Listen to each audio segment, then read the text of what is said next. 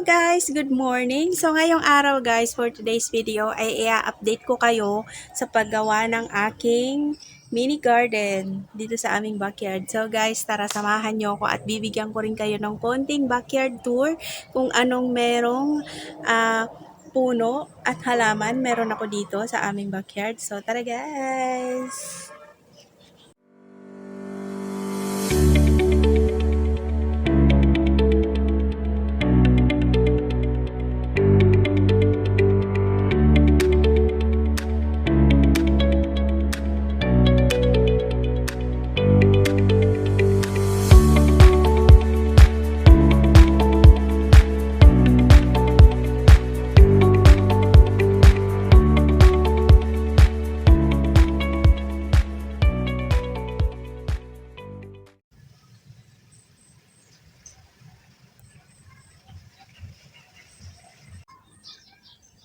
Yun. So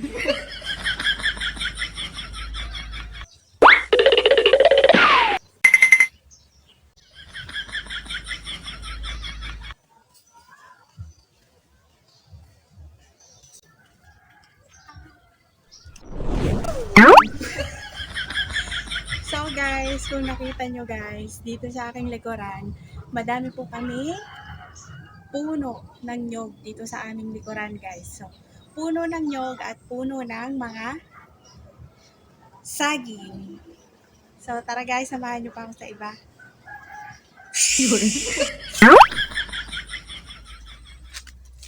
So eto naman guys, ito naman yung aming pili nut tree. So meron kami nito guys kasi pag bumili ka ng pili nut sa labas, ang mahal-mahal guys. So hindi namin afford bumili ng per kilo kasi sobrang mahal. Hindi ko lang alam kung magkano talaga yung eksaktong kilo ng pili nut dito sa Bicol. So ito guys, nagtanim ang aking food Raquels ng pili nut tree. Kasi para meron kaming ma-harvest. Pero hindi pa yan guys namumunga. So, tara guys. At ito naman guys, ang aming star apple or kaimito. So meron kami nito guys. Actually, dati namumunga na talaga siya kaya lang inabutan ng bagyo. So lahat ng bunga niya is nawala. So meron pa kami nito guys. So bali dalawang puno siya. Kaya lang yung isa, pinagtatanggalan na ng mga sanga-sanga. Kasi sobrang ano siya, mataas. Tsaka sobrang makalat sa backyard. Yung mga dahon. So kaya tinanggalan siya ng mga sanga. So ngayon, puno na lang siya, walang sanga. Pero may mga dahon-dahon naman siya ng konti. So eto guys, may kaimito kami dito. Let's go! So ito naman guys, ang aming puno ng guyabano. So ayan guys, madami siyang bunga. So ayan, papakita ko sa inyo. Teka lang. So maliit lang siya guys, pero madami siyang bunga. So ito yung bunga niya guys. Ayan. Super madami siyang bunga. Ayan. Diba guys? So, madami kaming puno ng guyabano dito guys. So, tara.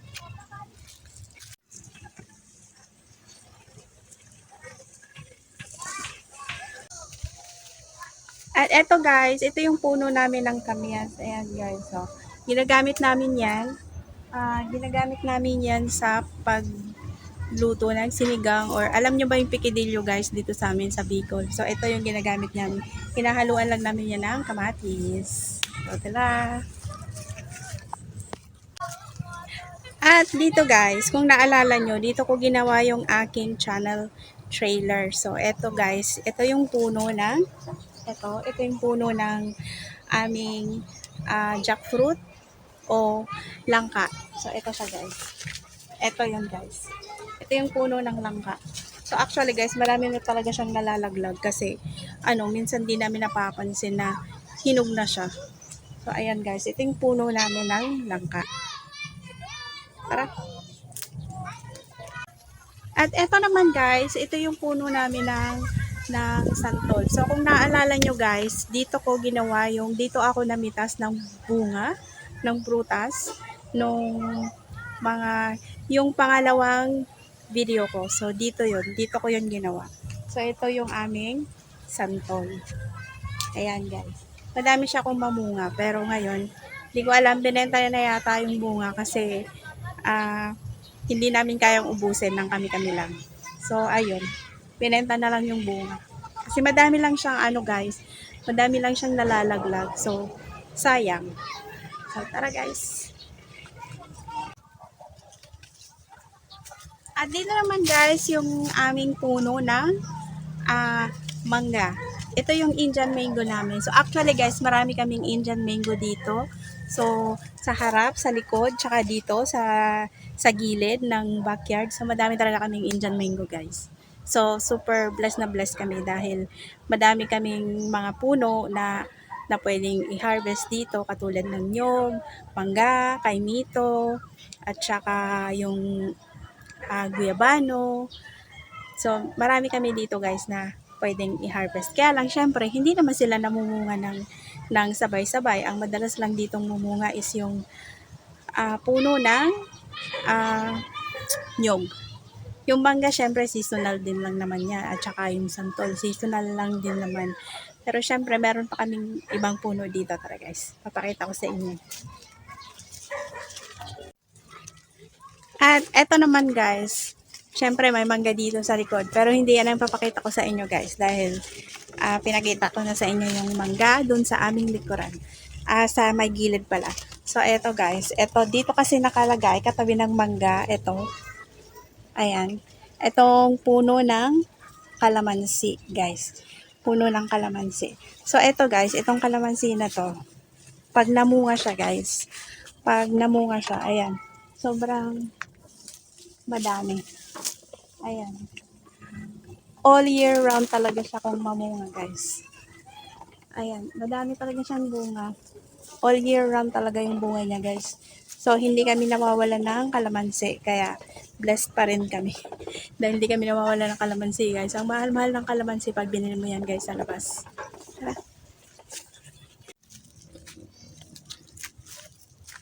At syempre guys, ito naman yung aming puno ng avocado.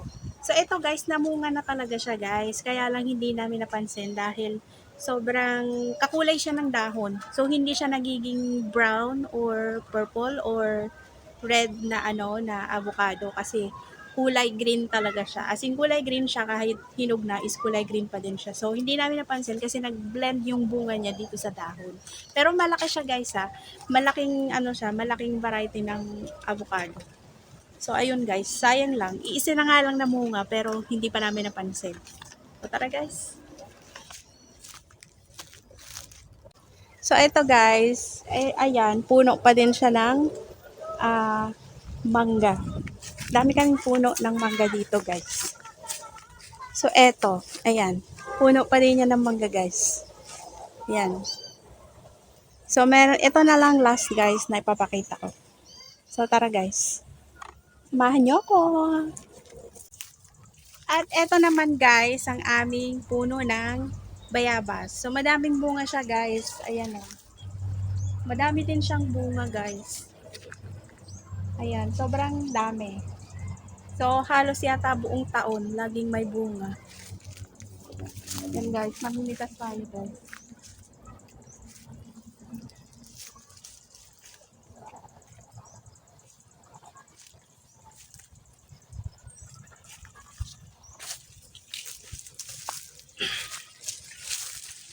Ayan guys. So ayan siya guys. Ayan o.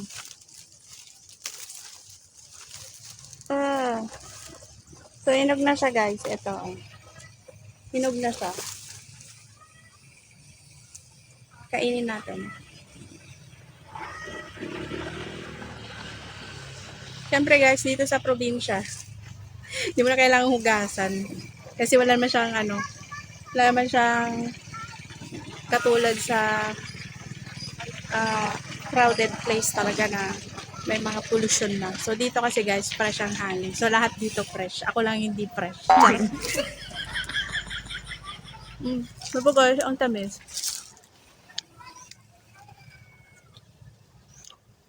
Yan. Sobrang tamis niya guys. Wow. Busin mo natin ito guys, sayang. Mm. Ang tamis, sobra.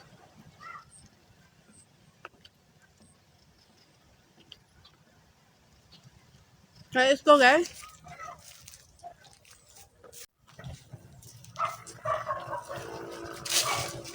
at eto naman guys, eto. Ayan. Etong may bulaklak na to guys. Yan. Nakapagtanim na din ako ng ang tag dito, singkamas. Yan. Nilagay ko lang siya guys diyan sa ibabaw ng lupa, yung bunga ng singkamas na hindi ko nakain. So nilagay ko lang siya diyan. Ayan. Nagkaroon na siya ng dahon. Ayan. Ano siya? Tawag dito? Nag-crawl siya.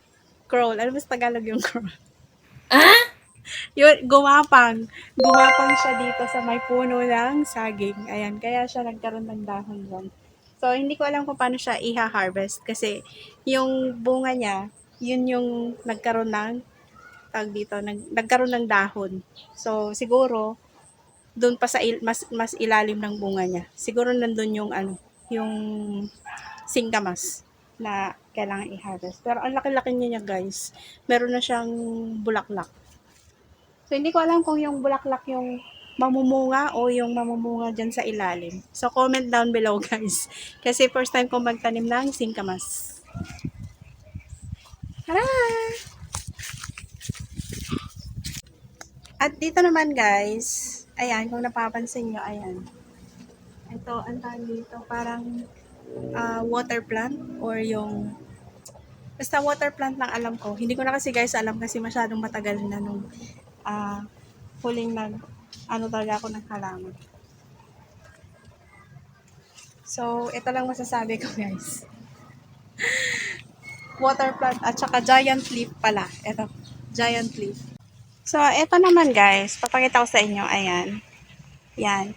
Itong mga halaman na to, yan. Ayan yung sinabi ko sa inyo na iriripat ko siya. So, nag-aantay lang ako ng tamang panahon. Char.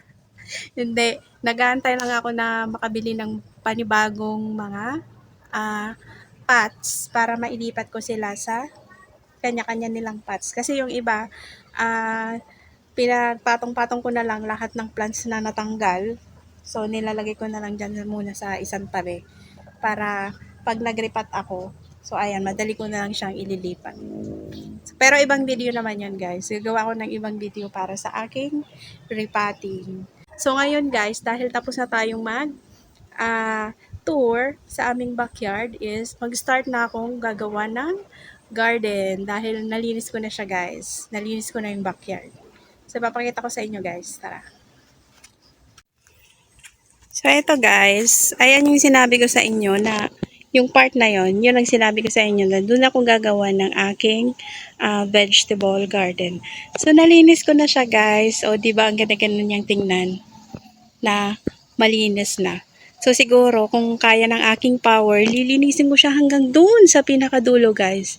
Doon. Kasi dyan talaga ako gagawa ng aking vegetable garden. So tara guys, lapitan natin. So ayan guys. O di ba malinis na siya. So yan, konting-konti na lang. Lilinisin ko yan guys. Konting-konti na lang. Pero dito ko itatayo ang aking gagawin pala, hindi itatayo, ang aking vegetable garden.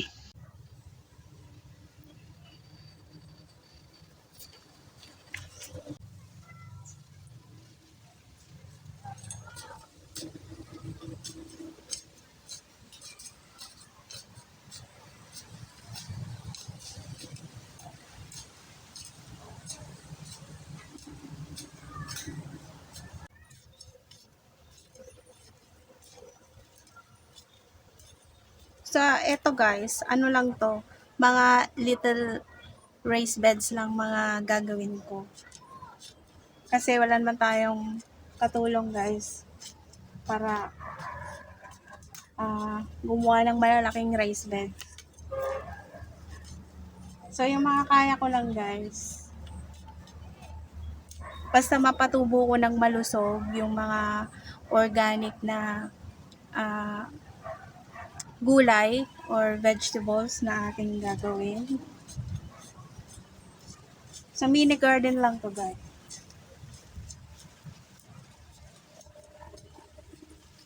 ayan, nakagawa ako ng maliliit lang na rice beds. Nilagyan ko lang siya ng bato guys sa gilid para hindi siya hindi kumalat yung mga lupa. Ang maganda lang dito guys kasi yung lupa is sobrang buhaghag. So maganda talaga siyang taniman. So ayan guys, ipapakita ko lang sa inyo kung anong seeds meron ako dito na kailangan kong itanim. Hindi lang ako sure guys kung etong mga seeds na to is tutubo pa kasi medyo na-overstock ko na yata siya ng mga ilang buwan. So hindi ako sure. So eto guys, itong seeds na to, in-order ko pa to online. So eto siya, yung mga seeds na meron ako dito. Meron ako ditong broccoli, meron akong cherry tomatoes, at meron din akong cauliflower, then ampalaya, ayan. Pero iisa na lang yata, pero hindi ako sure guys kung tutubo pa to ah. So kung hindi man, siguro order na lang ako ng panibago. So meron din akong bell pepper, kasi meron akong garden dito dati guys, so napabayaan ko lang talaga. And then meron ako ditong cabbage, ayan.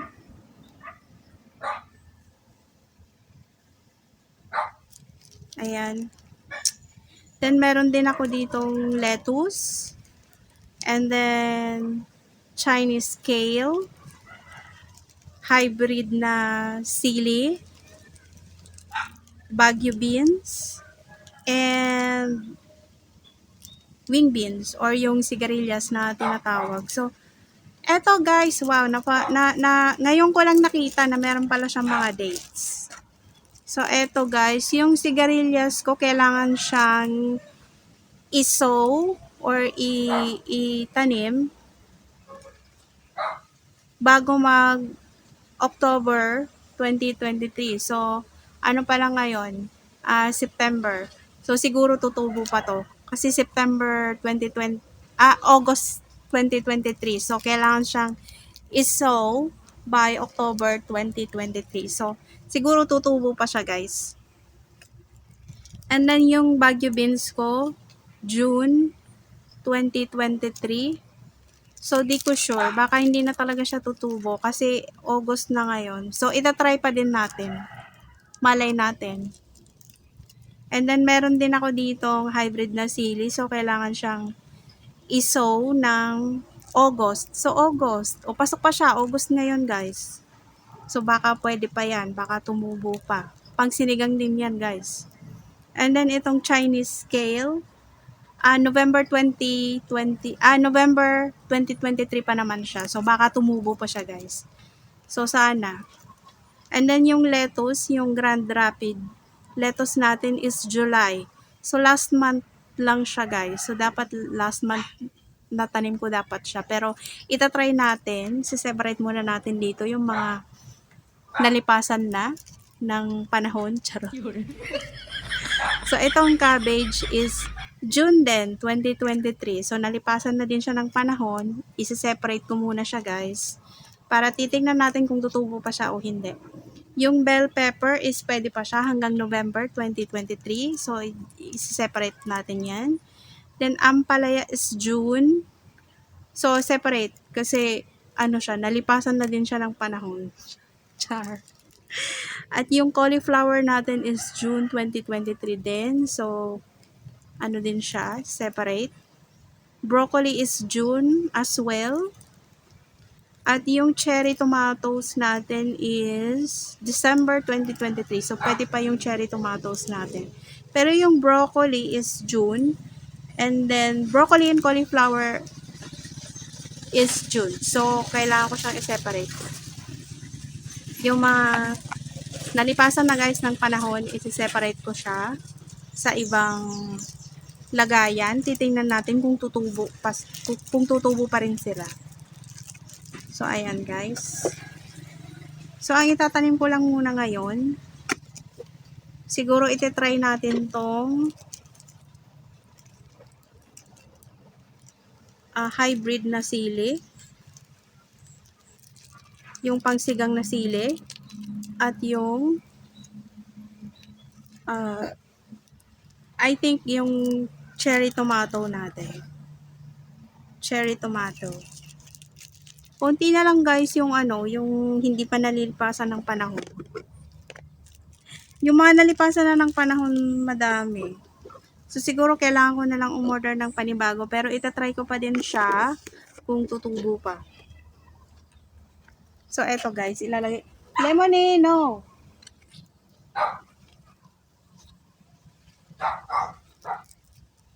Separate natin.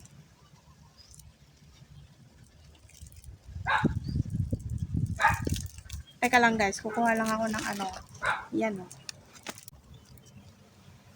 So ayan guys, lalagyan ko lang ng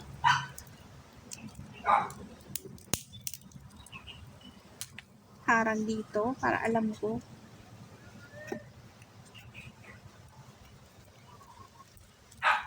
Yung hybrid na sili.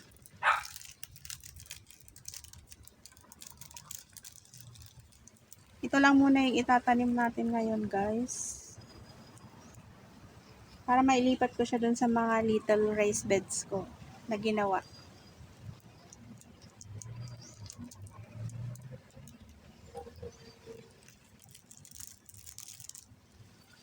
So ayan siya guys. Onti na lang naman talaga siya. 5 pieces na lang yung hybrid na sili ko.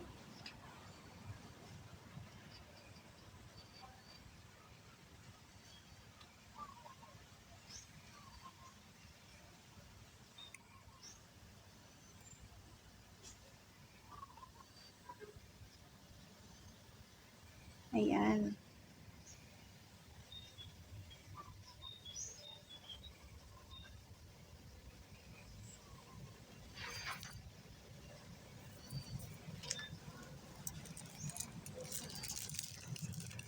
Pero ilalagay ko yung name niya para alam ko kung hybrid na sili or cherry tomatoes yung naitanim ko. Ilalagay ko lang siya dito guys sa gilid.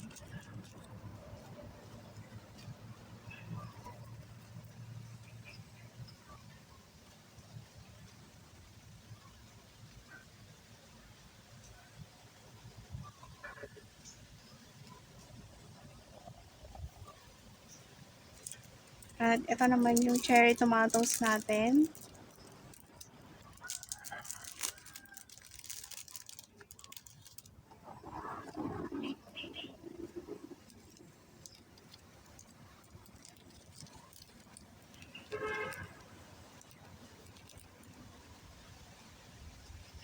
Yung cherry tomatoes natin guys is 5 na lang din siya.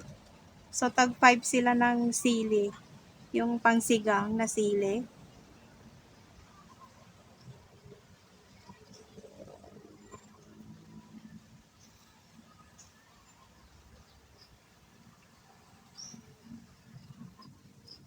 Yan, sana tumubo pa sila.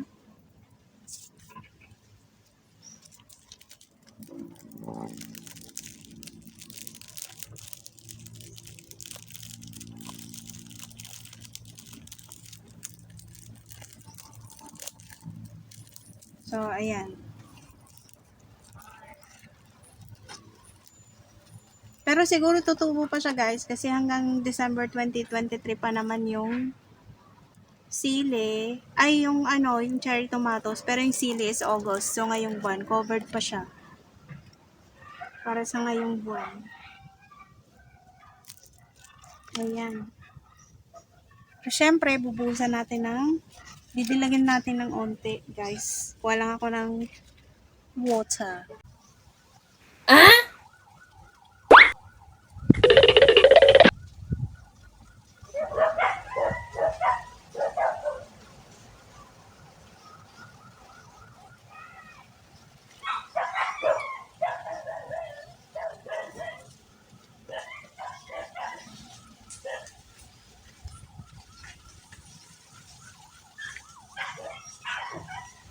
Oh, very good nagbantayan ang baby girl. So, ito guys, at dahil mahirap pa ang inyong beshi, ito lang muna ang gagamitin ko. Dahil mahirap pa ang inyong beshi, kumuha lang muna tayo ng mga improvised na gamit. Yan, ito guys, ginamit ko para hindi malunod yung ating mga buto. So, ayan siya guys.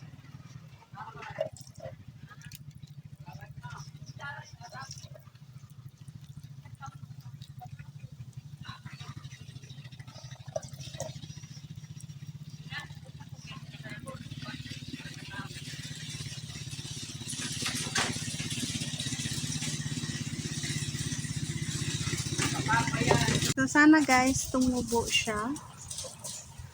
Lemony! No!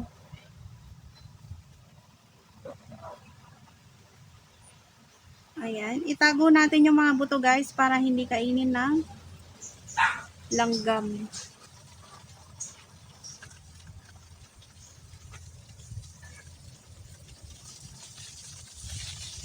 Ayan.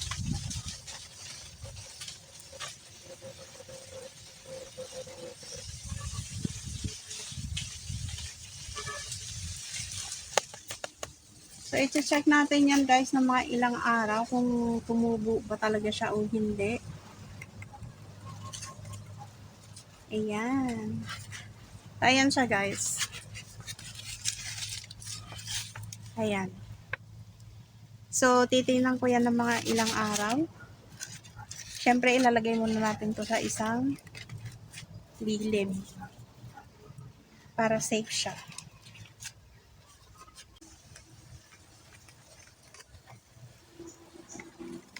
So, ayan guys, at dito lang muna natin siya ilalagay para safe siya. Hindi siya masyadong maarawan.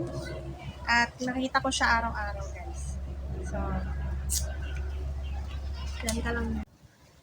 So, ayan guys, thank you so much sa pagsama sa akin ngayong araw sa aking pa-backyard tour at sa aking pag-umpisa ng aking mini garden. So, thank you so much guys. At kung nanonood ka man ng aking video ngayon na hindi ka pa nakapag-subscribe, please support my channel po and subscribe my channel. At sana po, huwag niyo pong kalilimutang i-like and share at mag-comment po kayo kung meron po kayong mga suggestions. And huwag niyo pong kalilimutang mag-click sa notification bell para every time po na may bago akong uploads is ma-notify po kayo. So, thank you so much guys! Bye-bye!